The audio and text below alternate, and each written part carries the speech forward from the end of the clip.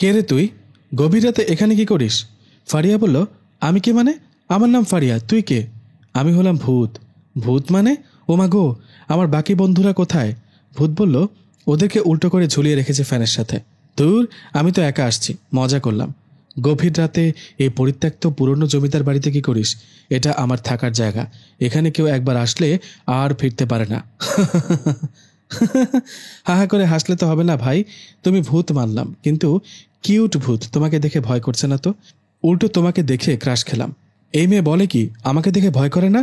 ওই সাবধানে কথা বল, দেখবি আমি কতটা ভয়ঙ্কর। দেখাও দেখি। ফারিয়ার কথায় ভূতটা ওর সামনে নিজের আঙুলগুলো চিবিয়ে চিবিয়ে খেতে লাগলো।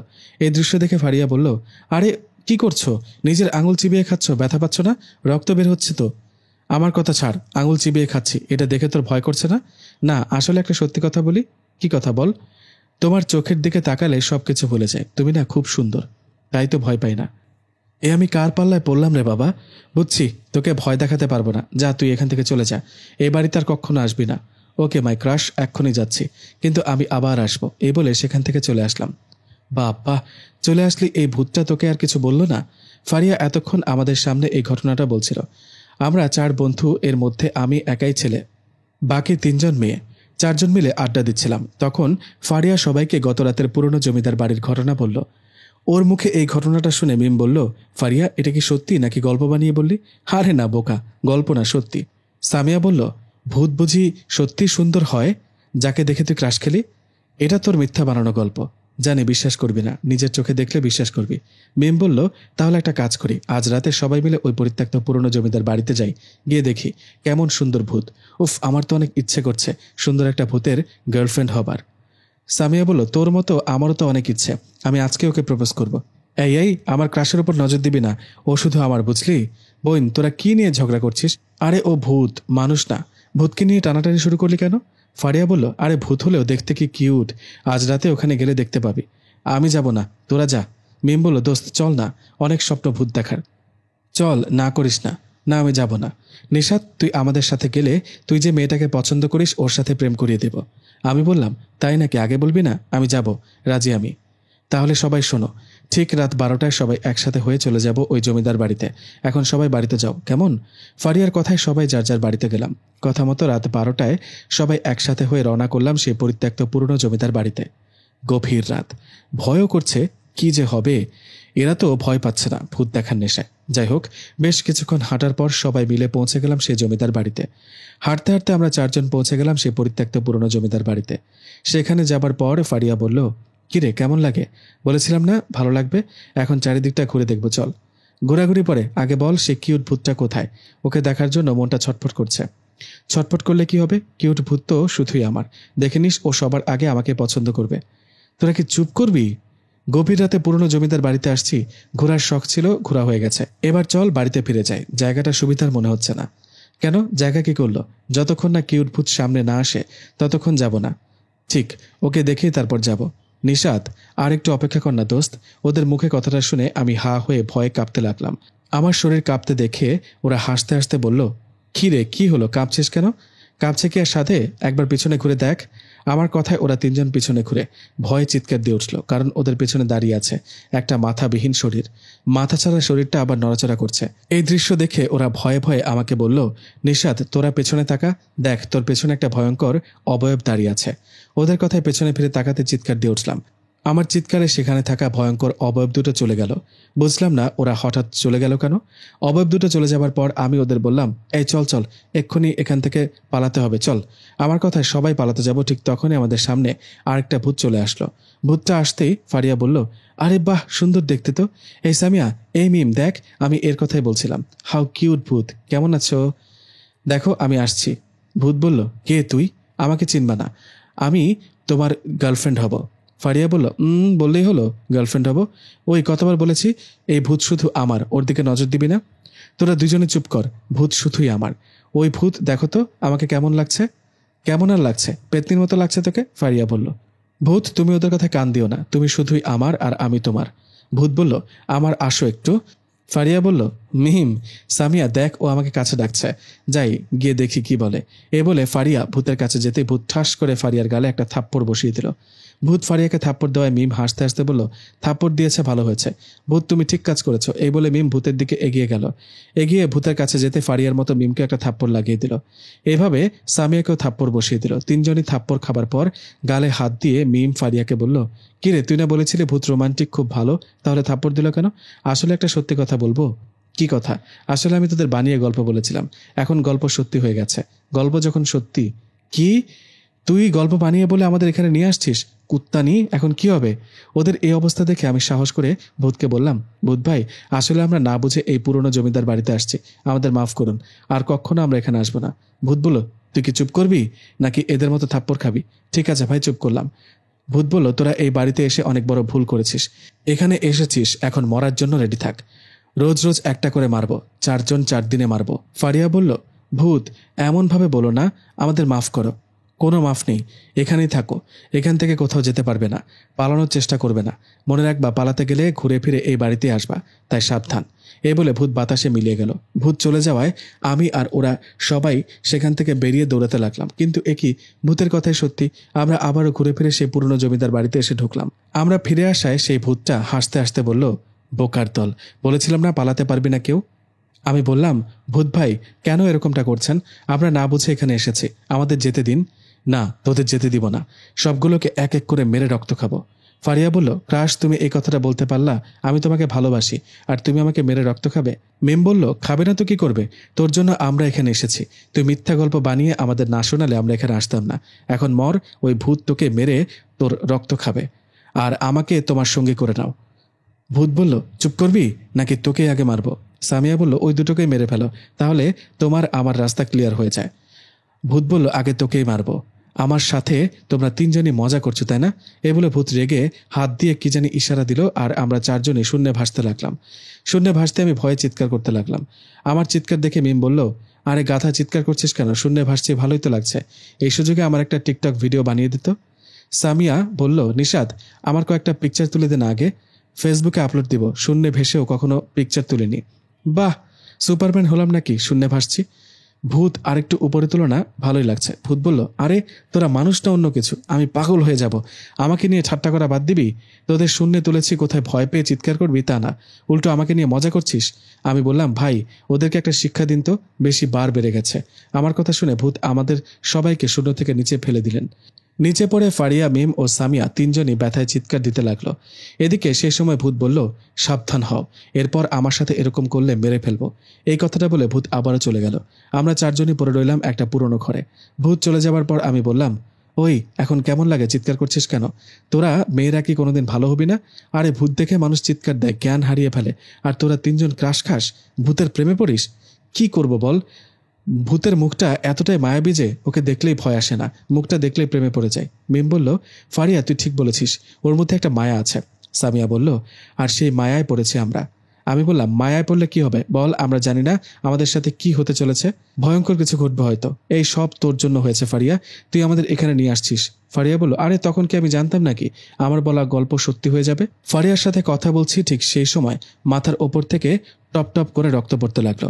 ওপর থেকে রক্ত পড়ছে, এই দেখে সবাই উপরে তাকাতেই চমকে উঠলাম, কারণ উপরে একটা মৃত লাশ ঝুলে আছে। সেই লাশটা থেকে রক্ত নিচে পড়ছে। লাশটাকে দেখে ভয়ে সবাই একসাথে জড়সড় হয়ে বসে আছি। ঠিক সেই সময় ভূত আসলেন, এসে বললেন, কিরে, লাশ দেখে ভয় পেলে চলবে? ওটা তো তোদেরই খাবার। আমাদের খাবার মানে?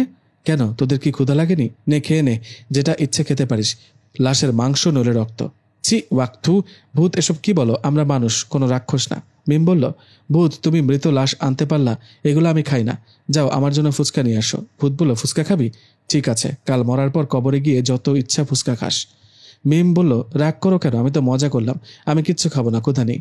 সামিয়া বলল, আচ্ছা ভূত, একটু বিরিয়ানির ব্যবস্থা করে দিতে পারবে? ভূত বলল, হ্যাঁ পারবো, কিন্তু মাংস কোথায় পাবো? তোমার একটা হাত কেটে নিয়ে সেই মাংস দিয়ে বিরিয়ানি রান্না করে নিয়ে আসি। সামিয়া বলল, না বাবা, লাগবে না বিরিয়ানি। ভূত বলল, এই শোনো, তোমরা হয়তো জানো না মজার ছলে তোমরা কোথায় আসছো, তোমাদের সাথে কি হতে চলেছে। আমি বললাম, সবই তো জানেন, আমরা আসলে মজার ছলে এই পুরনো জমিদার বাড়িতে ঘুরতে আসছি, দয়া করে আমাদের বাড়িতে যেতে দিন, বাড়িতে সবাই আমাদের খুঁজছে হয়তো। ঠিক বলেছিস, তোদের পরিবার তোদেরকে খুঁজছে আজ 3 দিন থেকে। তোরা এখানে আছিস মনে হচ্ছে আজকে এখানে এসেছিস, কিন্তু এখানে আসার 3 দিন হয়ে গেছে তোদের। ফারিয়া বলল, কি বলো, 3 দিন হয়ে গেছে? না জানি আমার পরিবার আমাকে কোথায় কোথায় খুঁজছে। মিম বলল, মা বাবার জন্য খারাপ লাগছে। সামিয়া বলল, আমারও। ভূত বলল, খারাপ লেগে আর কি লাভ হবে, পরিবারের কথা ভুলে যা আর মৃত্যুর জন্য তৈরি থাক। কালকে তোদের মধ্য থেকে একজনকে আমরা ভূতেরা বলি দেব। এরকম করে 4 দিনে তোদের 4 জনকে বলি দিব। ভূতের কথা শুনে ভয়ে সবার চোখে পানি চলে আসলো। সত্যি কি আমাদের মৃত্যু হবে? এদিকে আমাদের এই অবস্থা দেখে ভূত বলল, শোন, এখান থেকে কোথাও পালাতে পারবি না, তাই দৌড়াদৌড়ি করে কোনো লাভ নেই। আর একটা অবাক করা কথা শোন, তোদের গ্রামের বা পাশের গ্রামের কেউ যদি এই জমিদার বাড়িতে আসে তোদেরকে খুঁজতে, তাহলে তারা তোদেরকে খুঁজে পাবে না। তোরা ঠিকই বাইরের মানুষদেরকে দেখবি, কিন্তু ওরা কেউ তোদেরকে দেখবে না। তোরা যতই চিৎকার করিস কেউ শুনবে না। আর হ্যাঁ, এই খাবারগুলো নে, এগুলো ভালো খাবার, খেয়ে নে সবাই। আমি কাল আসবো আমাদের ভূতের সর্দারকে নিয়ে, উনি নিজের হাতে তোদেরকে বলি দিবে। এই বলে ভূত চলে গেল। ভূত চলে যাবার পর আমরা একজন আরেকজনের দিকে তাকিয়ে ভয়ে চুপ করে বসে রইলাম। এখন বসে বসে মৃত্যুর দিন অপেক্ষা করতে হচ্ছে। কালকেই তো কাউকে না কাউকে মরতে হবে। সামিয়া বলল, নিশাদ, আমার অনেক ভয় করছে রে, মজার ছলে এখানে আসাটা ঠিক হয়নি। মিম বলল, এভাবে বসে না থেকে এখান থেকে পালানোর চেষ্টা করতো, এতে কোনো লাভ হবে না, ঘুরে ফিরে সে এখানেই ফিরে আসবো। ফারিয়া বলল, নিশাদ, বাইরে দেখ, একটা লোক। ফারিয়ার কথা শুনে বাইরে তাকাতে দেখলাম ঠিকই একটা মানুষ। ওনাকে দেখে সবাই চিৎকার দিয়ে ডাকতে লাগলাম, কিন্তু এ কি, উনি তো আমাদের কোনো কথা শুনছে না। এত করে ডাকছি, শুনছে না। এভাবে বেশ কিছুক্ষণ চিৎকার করে কোনো লাভ হলো না। লোকটা কিছুক্ষণ পর চলে গেল। লোকটাকে দেখে বাঁচার একটু আশা করেছিলাম, তাও হলো না। যাই হোক, অনেক ভয়ের মাঝে কেটে গেল সেই রাতটা। কথা মতো ভূত তার পরের দিন তার ভূত সর্দারকে নিয়ে আসলেন আমাদের কাছে। আমাদের কাছে আসার পর ভূত বললেন, চলে আসলাম। কি বলেছিলাম না আজকে আসবো? এখন বল, কে আগে মরবি, কাকে বলি দিব আগে? ভূতের কথা মতো আমরা 4 জনই ভয়ে একজন আরেকজনের দিকে তাকিয়ে চুপ করে রইলাম। এদিকে আমাদের এই অবস্থা দেখে ভূত বলল, কিরে, তোরা কিছু বলবি না তাই না? ঠিক আছে, আমি তোদের মধ্য থেকে একজনকে নিয়ে সর্দারকে দেই, উনি বলি দিক। এ বলে ভূত খপ করে ফারিয়ার হাত ধরলেন আর বললেন, আজকে তোকে বলি দিব, তারপর বাকি 3 দিনে তোদের 3 জনকে বলে দিব, কেউ বাঁচবি না। এই কথাটা বলে ভূত ফারিয়াকে টানতে লাগলো। এদিকে ভয়ে ফারিয়া চিৎকার করতে লাগলো আর বলতে লাগলো, আমি যাব না, আমাকে বাঁচাও। ফারিয়ার এই অবস্থা দেখে খুব খারাপ লাগছিল। নিজের চোখের সামনে বন্ধুকে মরতে দেখবো কিভাবে, কি করব বুঝতে না পেরে ভূতকে বললাম, ভূত ভাই দাঁড়ান, দয়া করে এটা করবেন না, আমাদের একটা সুযোগ দিন, আমাদের কাউকে মেরে ফেলবেন না, এর বিনিময়ে আপনি যা চান তাই দেব। ভূত বলল, আমার তো তোমার জান চাই, সেটা দিয়ে দে। আমি বললাম, আমাদের মেরে ফেলা ছাড়া কি চান বলুন? পারবি আমি যা চাই তা দিতে? পারবি? পারবি কিনা বল। আমি বললাম, সেটা যদি করার মতো হয়, মানুষের স্বার্থে থাকে, তাহলে অবশ্যই পারবো, বলুন। আমার কথায় ভূত ফারিয়ার হাত ছেড়ে দিলেন আর বললেন, শোনো সবাই, তোমাদের 4 জনকে ছেড়ে দিব, বাড়িতে যেতে পারবে তার আগে একটা কাজ করে দিতে হবে। এটা 100 বছর আগের পুরনো জমিদার বাড়ি। এই বাড়ির পেছনের বাগানে মাটির নিচে একটা বোতলে বন্দি আছে আমার বাবা। আমার বাবাকে এক তান্ত্রিক বন্দি করে সেখানে পুঁতে রেখেছে। আমরা জিনেরা সেটা মুক্ত করতে পারবো না, সেটা মুক্ত করতে পারবে শুধুমাত্র মানুষেরা।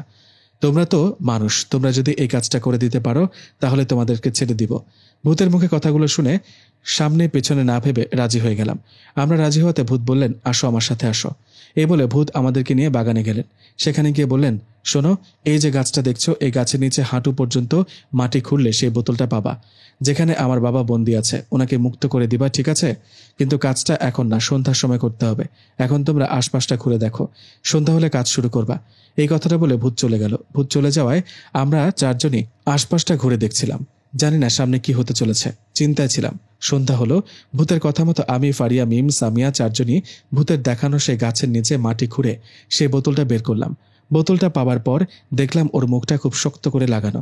আমি অনেক কষ্টে বোতলের মুখটা খুলতেই চারিদিকটা ঘন কালো অন্ধকার হয়ে গেল। এদিকে তখনই বোতল থেকে ধোয়ার মতো কি জানি বের হতে লাগলো। এই দৃশ্য দেখে ভয়ে আমি বোতলটা ছুঁড়ে মাটিতে ফেললাম। এদিকে বোতলের ভেতর থেকে ধোয়ার মতো কি জানি বেরিয়ে গেল। আস্তে আস্তে স্বাভাবিক হয়ে আসলো চারিপাশ।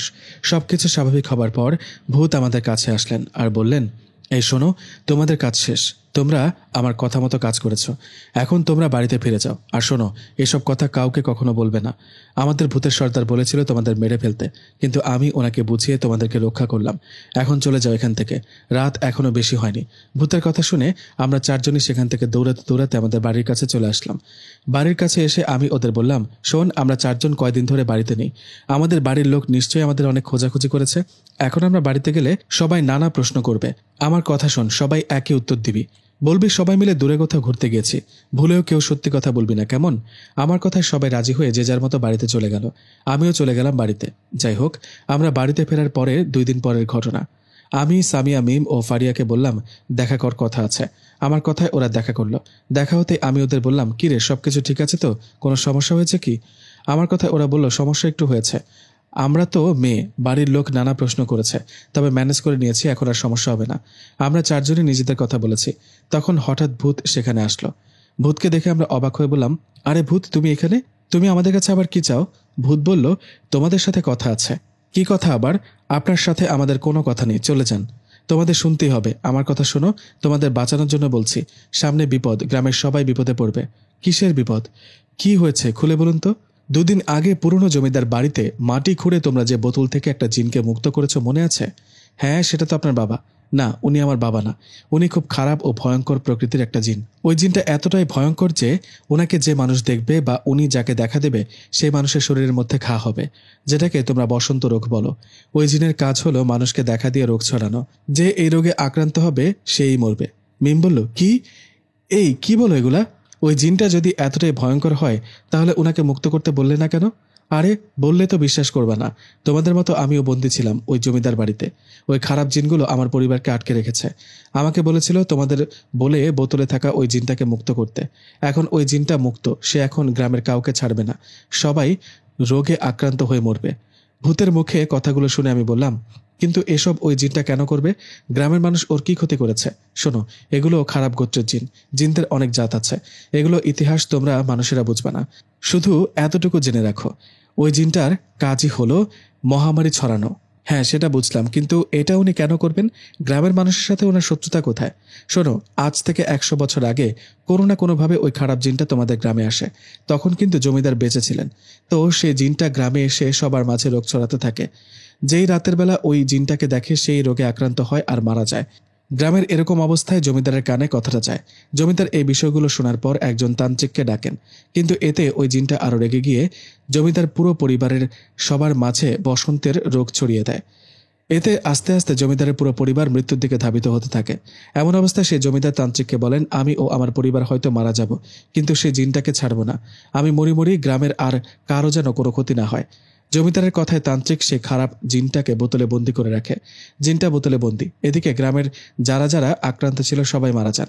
এদিকে জমিদার ও তার পুরো পরিবারও মারা যান। সেই থেকে জমিদার বাড়িটা পরিত্যক্ত, ওদিকে কেউ যায় না। তোমরা বোকার দল সেখানে গেছো, গিয়ে তো ফেসে গেলে। এখন কি হলো? সেই খারাপ জিনটা এত বছর পর মুক্ত হলো। মুক্ত হয়ে ও কাউকে ছাড়বে না। আগে এই গ্রামের সবাইকে সবার মাঝে রোগ ছড়াবে। আমিও তো জিন, আমি এসব জানি। জানি বলেই তোমাদের কাছে এসে এসব ঘটনা খুলে বললাম। আমি বললাম, তাহলে এখন আমরা কি করব?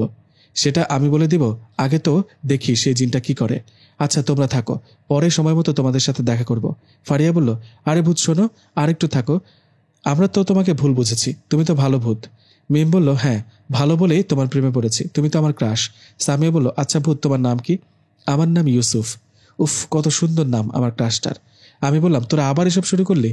গ্রামের সবাই বিপদে পড়তে চলেছে, সবাইকে কিভাবে বাঁচানো যায় সেই চিন্তা কর।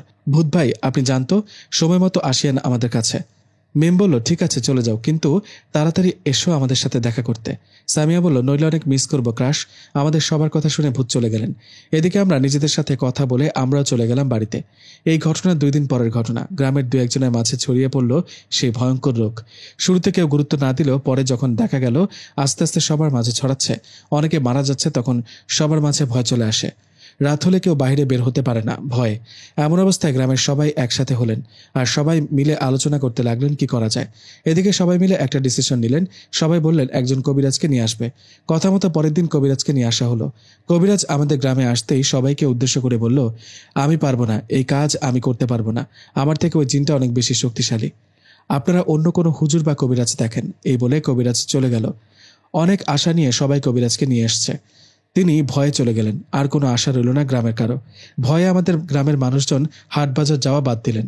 যার যেটা লাগে সেটা দিনের বেলায় গিয়ে নিয়ে আসেন, আর সন্ধ্যা হবার আগে খাওয়া দাওয়া করে রুমের মধ্যে ঢুকেন। এতটা সাবধানে থাকার পরও অনেকেই সেই ভয়ঙ্কর জিনটাকে দেখে আর সে রোগে আক্রান্ত হয়।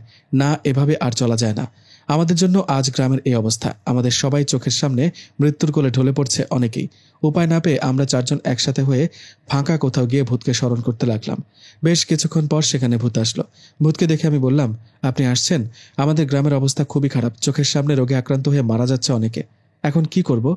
একজন কবিরাজ নিয়ে আসছিল গ্রামের সবাই, কিন্তু সেই কবিরাজ তো ভয়ে পালিয়ে গেল। ভূত বলল, ছোটখাটো কবিরাজ দিয়ে কাজ হবে না, বড় কোনো হুজুরের কাছে যেতে হবে। তার আগে তোমাদের একটা কাজ করতে হবে। ফারিয়া বলল, কাজ? কি কাজ করতে হবে বলো ভূত? তোমাদের চারজনকে এই ভয়ঙ্কর জিনটার সাথে দেখা করে কথা বলতে হবে। কি? আরে পাগল হলে নাকি?